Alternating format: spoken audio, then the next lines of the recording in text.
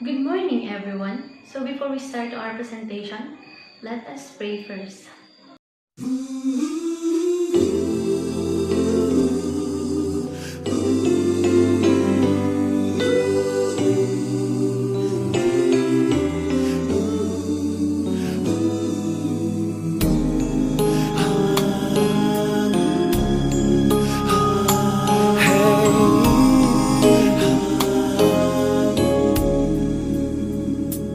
Lead me, Lord, lead me by the hand and help me face the rising sun. Comfort me through all the pain that life may bring. There's no other hope that I can lean upon. Lead me, Lord, lead me all my life. Walk by me across the lonely roads that I may face. Take my arms and let your hand show me the way. Show the way to live inside your heart all my days, all my life. You are my light, you're the lamp upon my feet. All the time, my Lord, I need you there.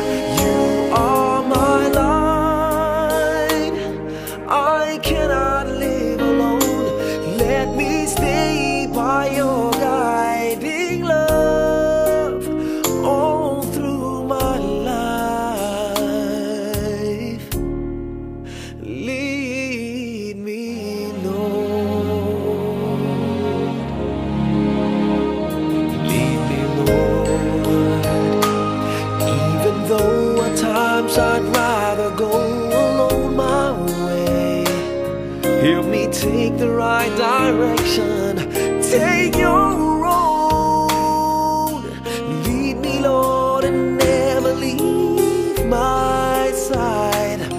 All my days, all my life.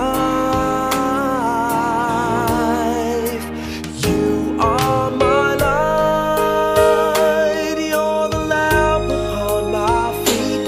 All the time, my Lord, I need you there. You are my light, I cannot live alone. Let me stay by your guiding love all through my life. You are my light, you're the lamp upon my feet. All the time, my Lord, I need you there.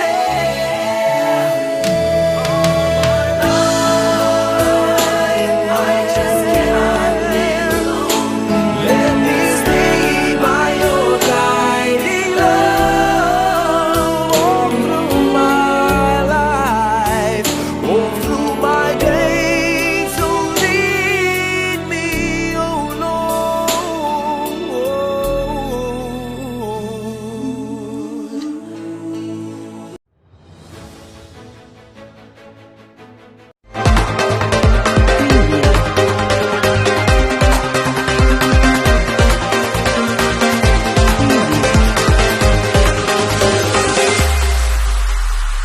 Preview. Reporting live from TV Newsroom Laguna. Good morning, Philippines. Good morning, Laguna. This is Nices Ramos, serving you the hottest and the most leading news of the hour. For the headlines, Lesson 2, Performance Measures, Quantitative Measures, Financial Measures. To report the performance and quantitative measure, here is Miss Bunye. Miss Bunye? Good morning, everyone. We are here to discuss about the supply chain performance measure. But first, let us define what is the supply chain performance measure. It is an approach to gauge the performance of the supply chain system. Meaning to say, it is the way to measure the performance if it is effective or not if it has a good or poor system. So it can be classified into two categories, the qualitative measures and the quantitative measures.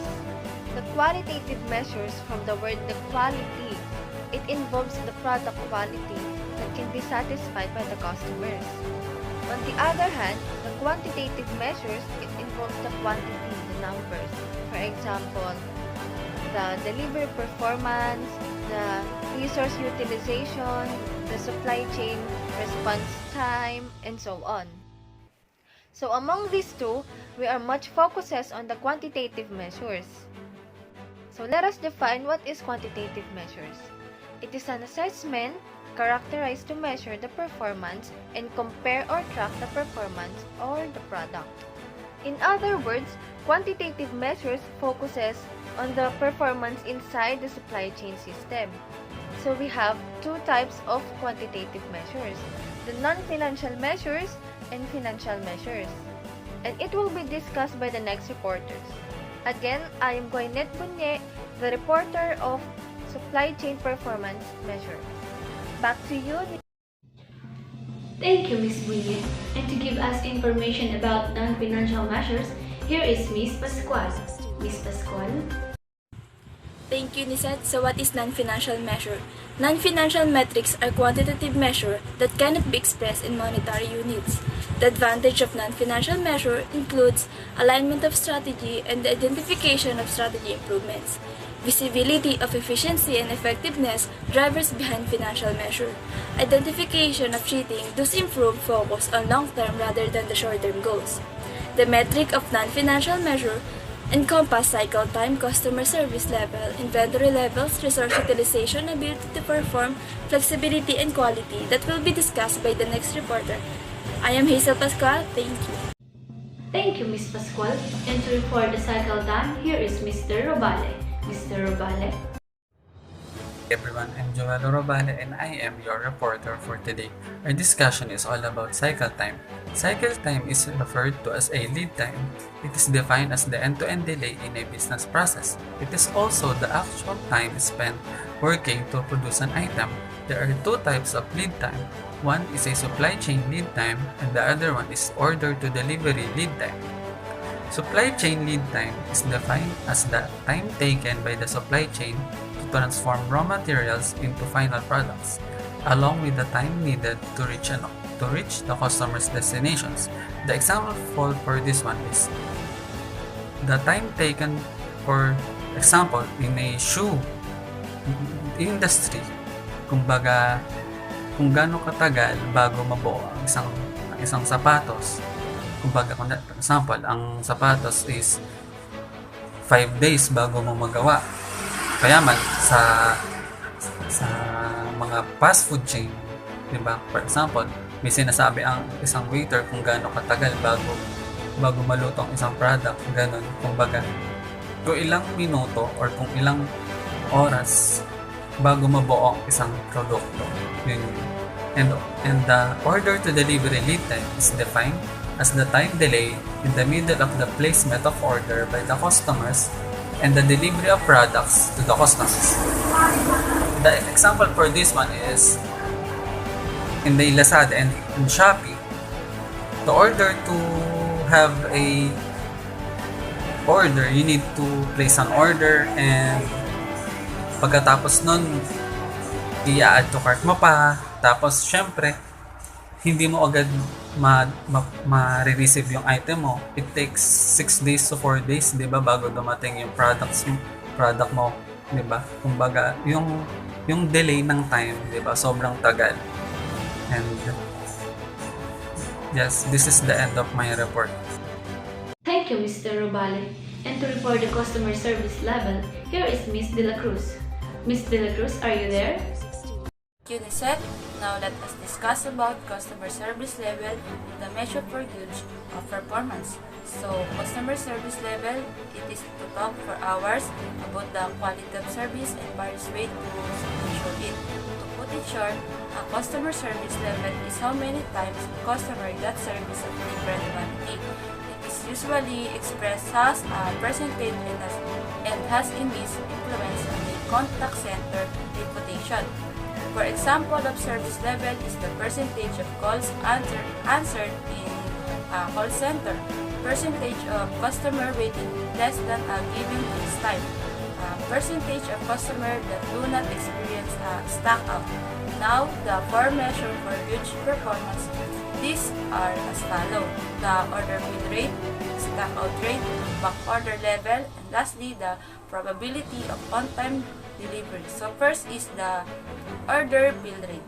The order fill rate is the percentage of full sales order that are successfully filled. For example, if your customer order 100 items and 20 of them are out of stock, well, fill rate is 80%. 80% rather. An order fill rate calculate how often a product is available for on-time delivery to customer that demand them. But keep in mind that fill rate can also refer to other demand for your business. For example, you could look at an inventory fill rate which is related to your purchasing effort. That would mean looking at your purchases and seeing how many times materials are ready to buy on demand when you need them. So the second one is the stock out rate. It is the percentage of items not available after the requested need date. For example, when there is a delay in a scheduled delivery of a new inventory, but the term usually referred of situation where demand exceeds supply, causing the company to run out of inventory earlier than expected. So the third one is the back order level. So back order level, it is represent any amount of stock a company, the customer have ordered but have not yet received because it is currently not available in stock. When a customer is either unavailable or company purchase test item and the item is out of stock. For example, if a customer were to order something of a retailer like Amazon and the item was out of stock, the item could be said to be on back order. A breakdown at any point in the supply chain can cause a stock out and place the item on back order. So lastly, the probability on on-time delivery. So probability of on-time delivery is a performance indicator measuring the rate of finished product and deliveries made in time. This rate is expressed in a total number of units delivered within a set period defined by the customer and the supplier. For example, an item is due date on June 1, it will be considered on time if it is arrived on any day between May 27 and June 1. To maximize the customer service level, it is essential to maximize order fill rate, maximize stock out rate, and minimize back order level. So, I am Christopher De La Cruz. That's my report. Thank you, Ms. De La Cruz. And to report the inventory sales, here is Ms. Lisette. Lisette? Good morning, I'm Lisette San Jose and I will continue the discussions. So, what is inventory levels? As the inventory carrying costs increase the total cost significantly, it is important to carry adequate inventory to address the customer requirements. So, it means we need to identify the enough inventory for the customer so that we will hit their demands and requirements regarding our products. In a supply chain system, inventories can be divided into 4 categories. The first is raw materials, are the basic materials that a manufacturing company buys from its suppliers, and that is used by the former to convert them into the final products by applying a set of manufacturing processes. The second is work in process inventory. It's also known as unfinished and semi-finished sections. They are the raw materials that have been taken out of the raw material store and are now undergoing the process of their conversion into the final products. These are the partly processes, raw materials lying on the production floor, and they have also not reached the stage where they have been converted into the final product. The third is finished goods inventory. It is the total stock available for customers to purchase that can be fulfilled.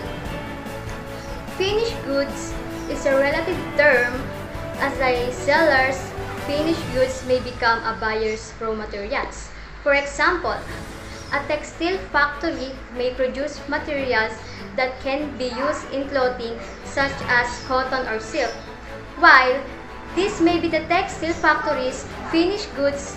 They can sell them as raw materials to apparel retailers who will create them into new finished goods, which is clothing.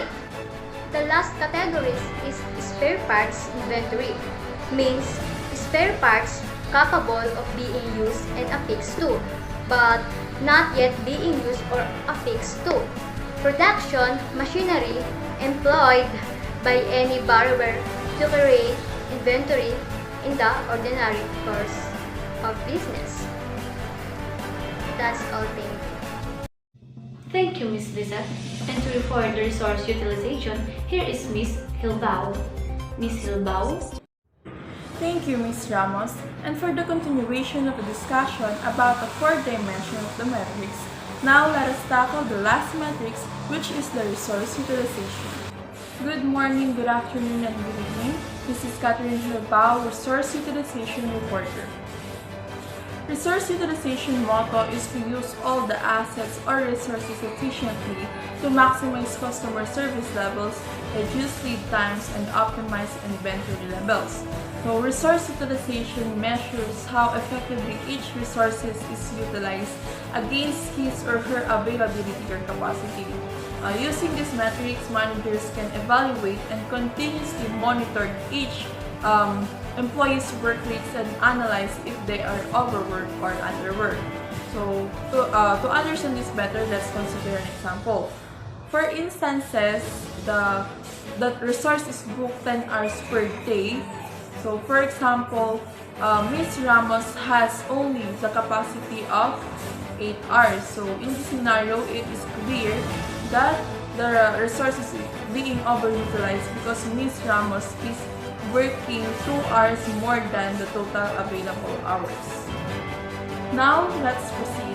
There are 5 types of resources available for different applications. The first one is the manufacturing resources that includes the machines, material handlers, tools, and etc.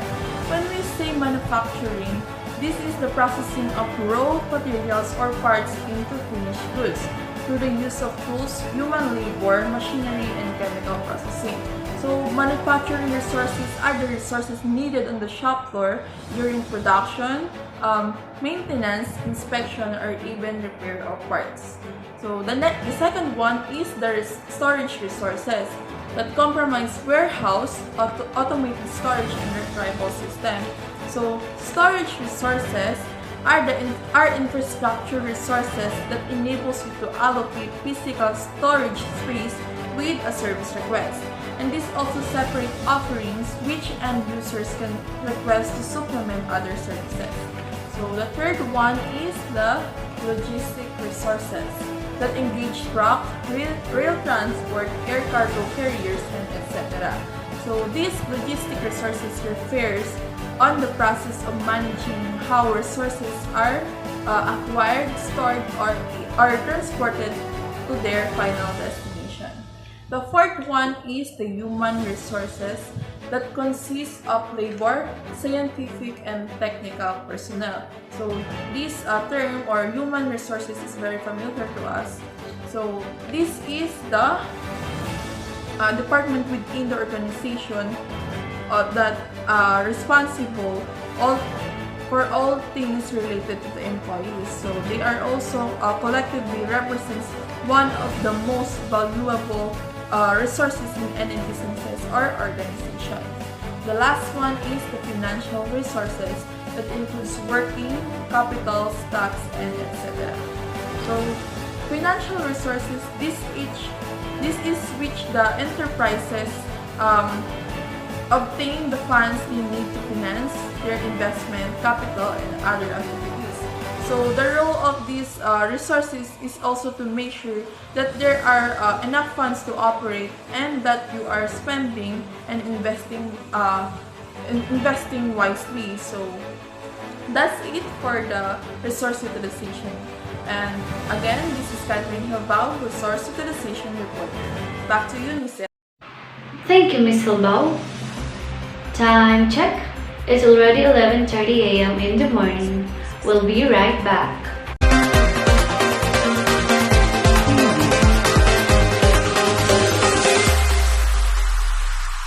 Owns a company that makes jams, salsas, and other condiments. In order to deliver her goods to the stores that order them from her, Hiroko has to order materials like jars, labels, and ingredients, put them together into products, store the finished products until the stores are ready for them, and then deliver them to the stores. That's a lot. Supply chain management is the administration of the process of purchasing materials, manufacturing product, and delivering the product to the customer. In Hiroko's case, her jars, labels, and ingredients are the materials, her products are the condiments, and her customers are the stores. Think of the supply chain as a pathway. At the start of the path are Hiroko's suppliers, the people from whom she purchases materials. Then a little further down the line is Hiroko's factory, where she makes the condiments. Further down the path is Hiroko's warehouse, where her inventory sits until it is time to deliver it to the customer. Finally, at the end of the pathway are the stores where Hiroko delivers her jams.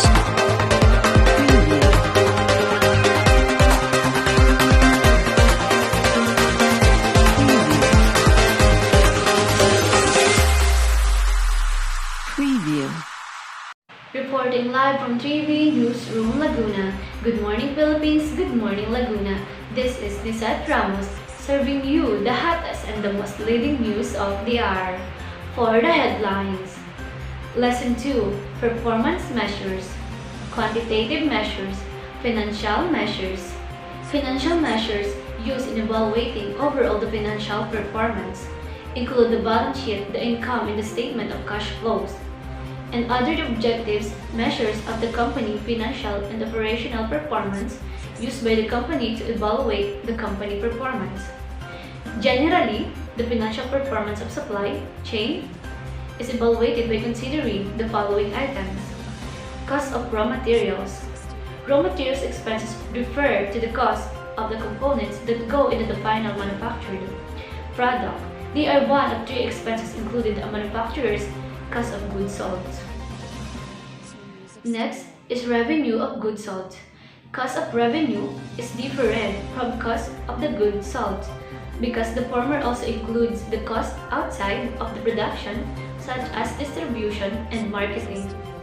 Third, the activity-based costs such as material handling, manufacturing, and assembling rates. It is a method of assigning overhead and indirect costs such as salaries and utilities to the products and services.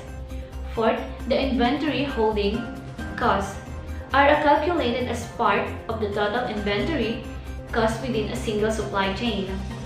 Costs include warehousing, insurance, labor, and transportation, and more. Fifth, the transportation cost is the expenses related to the transportation of raw materials, finished products, and employees. It's a money behind making sure all moving parts get where they need to be so your customers get their product on time. And to continue to report the financial performance supply chain, here is Miss San Jose. San Jose. Good day everyone, I am Karina Ivy Business and I will continue the discussion of Ms. Ramos. So, the other financial performance of supply chain is valued by cost of expired perishable goods. It refers to the items of a company sells that lost their value over time until they eventually are rendered worthless. Second, penalties for incorrectly filled or late orders delivered to customers. Late deliveries decrease your customer's retention rate. In turn, late deliveries drastically decrease your customer's lifetime value. Third, credits for incorrectly or late deliveries from suppliers. Late deliveries from component suppliers are one of the main sources of production delays, and their specific costs are endless. Costs can depend on the type of product being procured, the complexity and scope of the supply chain. Fourth, cost of goods returned by customers. Goods returned to the selling entity by the customers, such as for warranty claims or outright returns of goods for a credit. Lastly, credits for goods returned by supplier.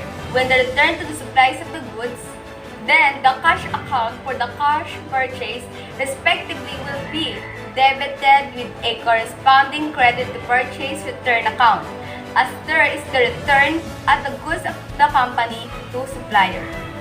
Thank you, and that's all for today.